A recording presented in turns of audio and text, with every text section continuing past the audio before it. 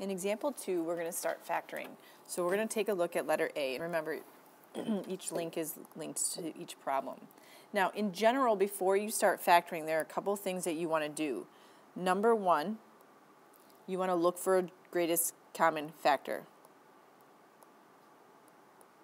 Before you start every problem, always look and take out that greatest common factor first. Then, in number 2, you want to determine if it is factorable.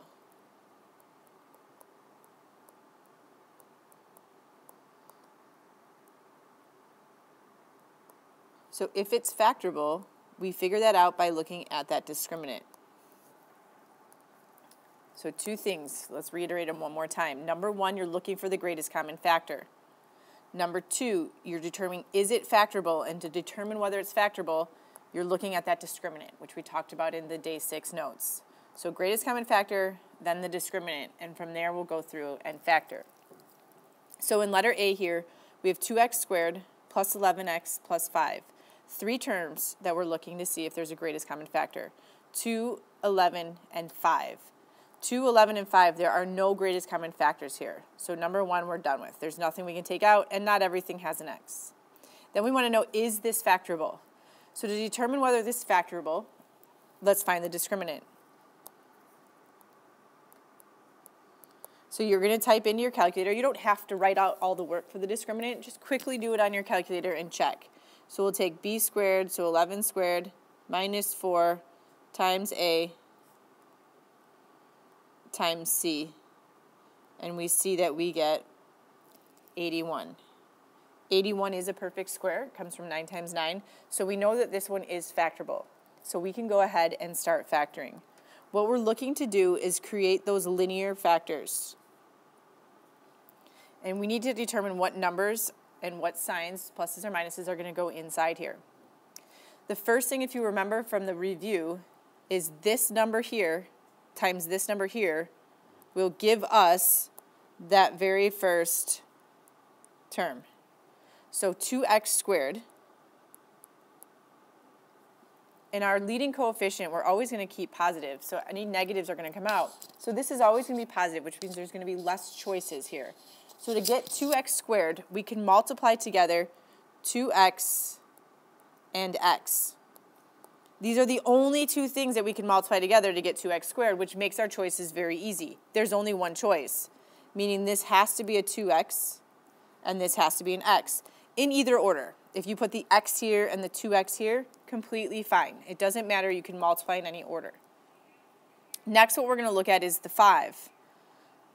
So the 5, remember, comes from multiplying the last term here by the last term here. So this positive 5 is what we're looking at next. Now, to get positive 5, we can multiply 1 times 5, or we can multiply a negative 1 times a negative 5. Now, once we have our choices, we need to go ahead and decide where they're going to go and in what order. It does matter. Now, one thing to take note of is both of these are a plus. This is a plus and this is a plus, which means nowhere in our problem are we going to need any minuses. So our negatives are a bad choice. Now, if you don't recognize that bad choice, that's fine. Once you try multiplying things out here, then you'll realize that they're not going to work. But if you can start recognizing what type of numbers you're going to want, it's going to make it a little bit easier to factor. From here, it's just a guess and a check, and you're going to try, you're going to erase, and then you're going to try again. Sometimes you'll get lucky right away, and sometimes it might take you a little time to find the numbers that you need. So if we know that we need a 1 and a 5, I could put the 1 here and the 5 here, or I could put the 5 here and the 1 here. So let's try it with the 5 here and the 1 here. Notice I have plus signs because these are both positive. And then I'm going to check my work. I'm going to multiply this out. 2x times 2x is 2x squared. 2x times 1 is 2x. 5 times x is 5x. And 5 times 1 is 5. Now, as I look at this, 2x squared, the 2x and the 5x can add together. These two numbers give me 7x. But what do I need in the middle there? I need an 11. So my first term's fine and my last term's fine, but that middle term is going to be the hard one to get. This is 7 and not 11, which means I do not have these in the right spots. So here's where you're going to want to go and erase. And I'm going to go back.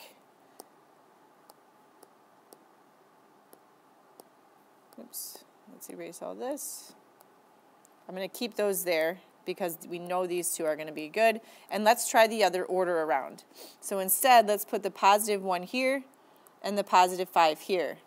And now let's multiply. 2x times x is still my 2x squared. 2x times 5x will give me a plus 10x. 1 times x gives me a positive 1x. And then my 1 times 5 is still my 5. But now when I look to add 10x and 1x together, 10 plus 1 gives me the 11x that I need. This now is what I wanted and started with. So that tells me that these linear factors here are my answer. So my answer will be 2x plus 1 times x plus 5. If you have questions, let me know.